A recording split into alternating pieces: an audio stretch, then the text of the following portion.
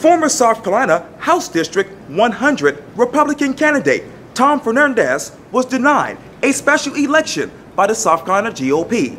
I sit down one-on-one with Tom for a special edition of Quintin's Close-Ups. And be sure to download the free Quintin's Close-Ups app in your Apple or Google Play stores, or listen to this interview later on the free iHeartRadio app. Tom Fernandez, it's so good to see you again. Good to see you. I appreciate this. Absolutely. How can I say this? First, it was you versus Sylleste Davis for the House District 100 seat, but now it's you versus the GOP, right? It's not just the GOP. It's any political authority that wishes to retain their position of power while ignoring the people of Berkeley County. Where are you emotionally with that? I would lie if I told you I wasn't angry. The other day someone said that I was starting to look like a sore loser, but I'm upset. I'm upset. Quinn, it sucks that I lost, okay? It really does. But what sucks more is the callous disregard before the forgotten citizens of Berkeley County. And I choose those words carefully, callous, because there has been no illustration of empathy. There has emotions of they don't care.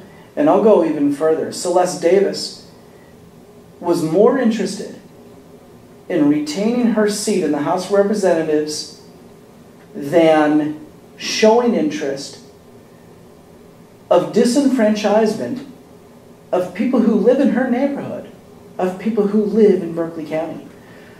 That is a callous disregard for citizens and more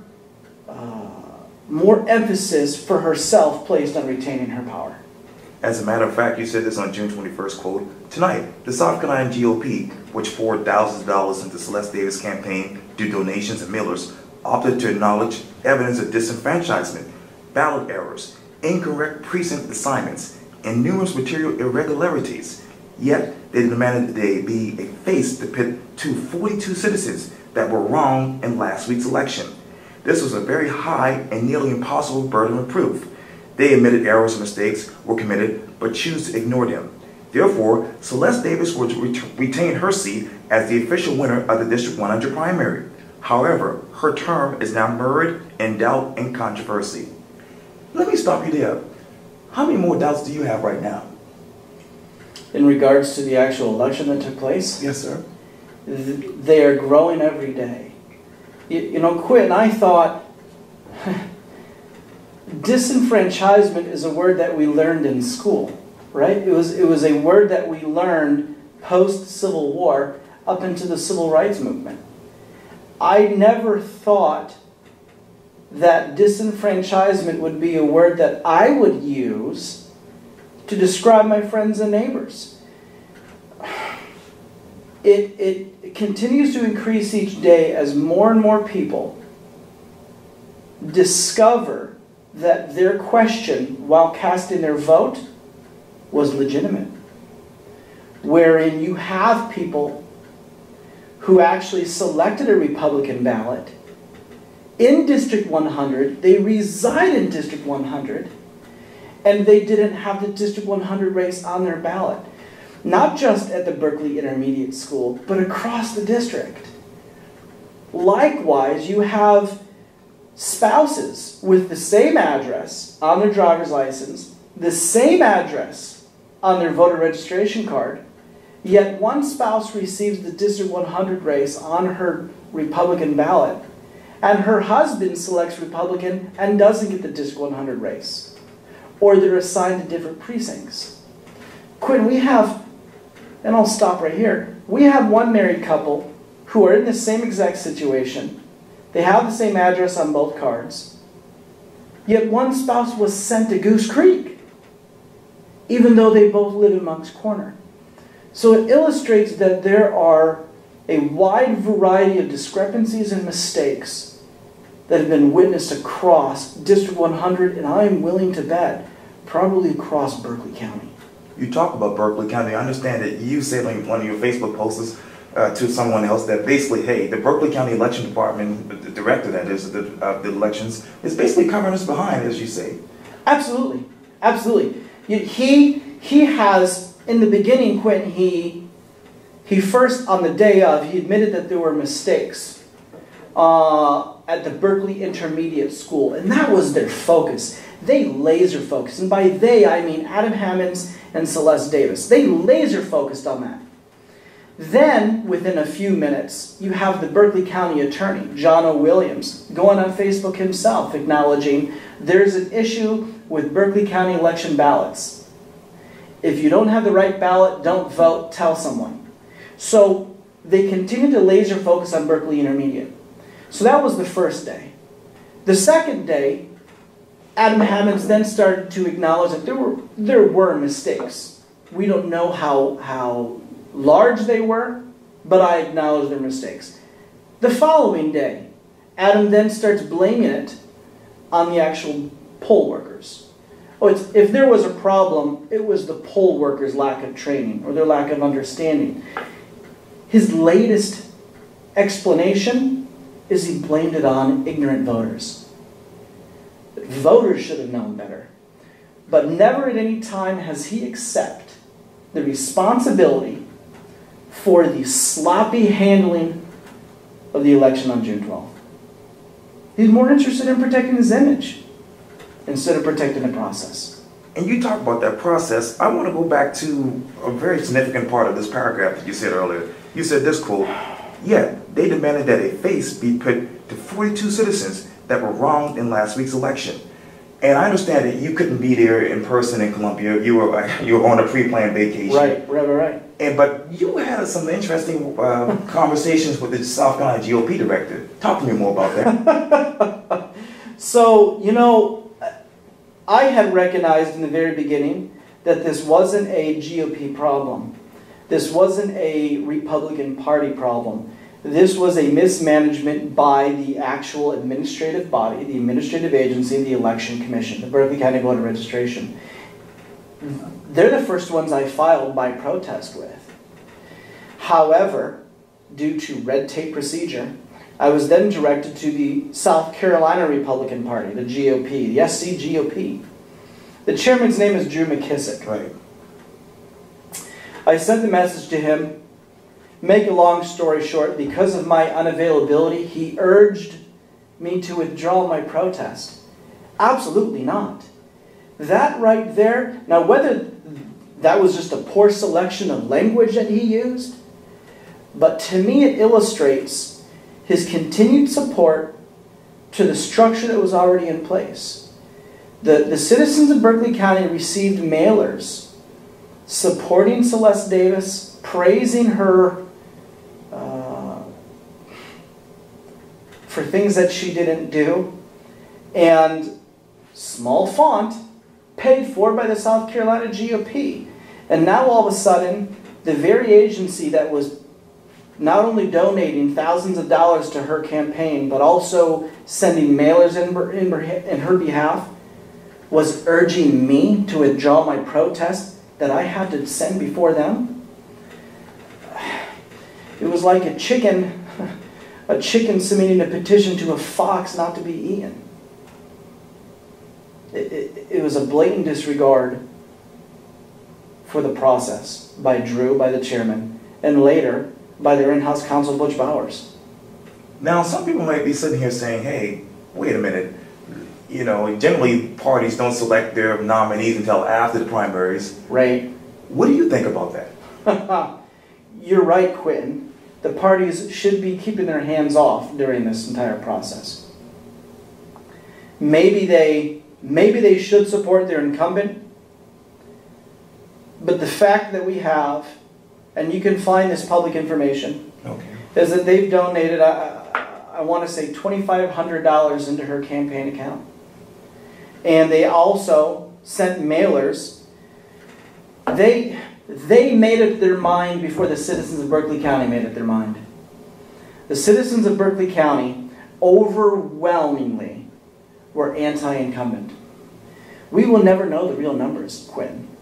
This 42 number that they pulled out was the original separation on primary night.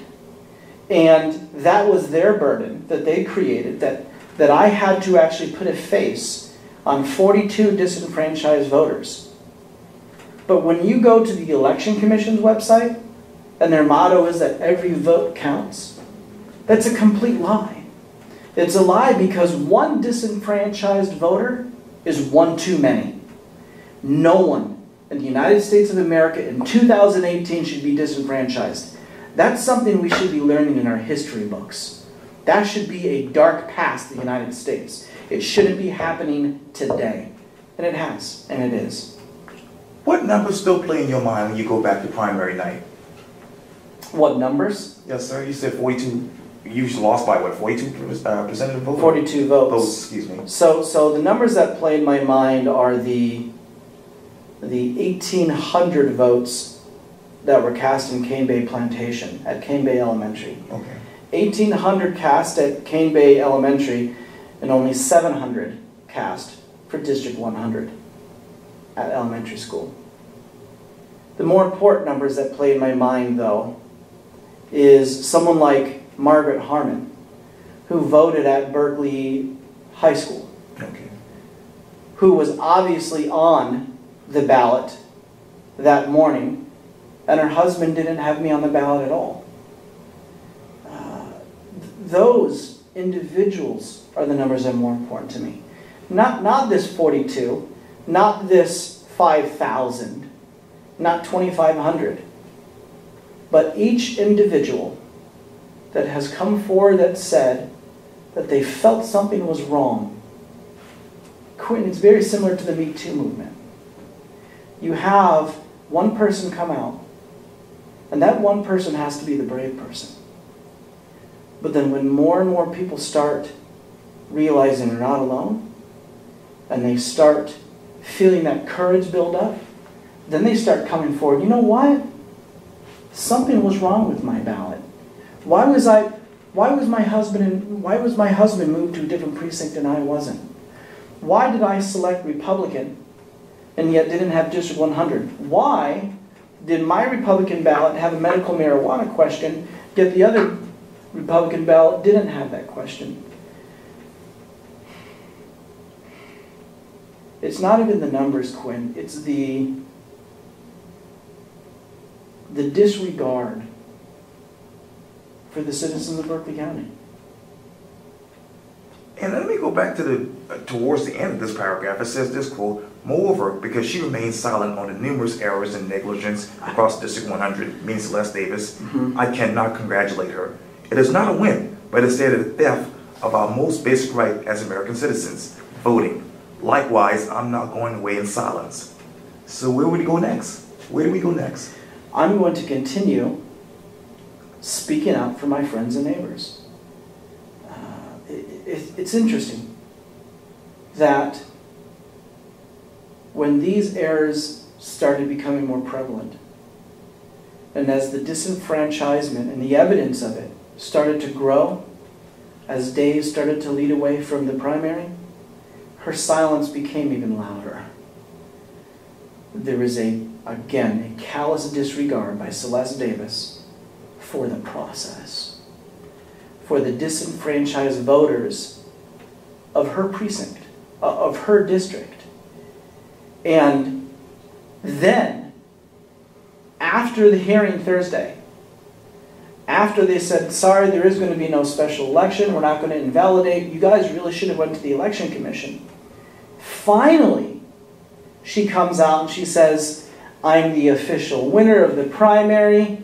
We get to look forward to the general election. I can't wait to continue serving you guys. Oh, and by the way, there were errors in this election. We should start examining and looking at the problem so it doesn't happen again. So after she has retained her power and authority, now she's interested in looking back at it. But before everything was actually official, she was completely silent. That is lack of empathy and lack of sincere concern for the process. In her term, if she wins this general election this November against Michael Yates, her term will be mired in doubt completely. Me, however, I'm going to continue doing videos on roads. I'm going to continue doing tongue-in-cheek humor with Play-Doh if I need to. I'll be revealing different issues around Berkeley County that need to be fixed. I don't go away. I love my county too much. Is there any way you can serve, many people might be sitting here watching this, serve your community without dealing with the political process? Unfortunately, it's you know, serving your neighbors is almost always political. And for me, it wasn't even a political position.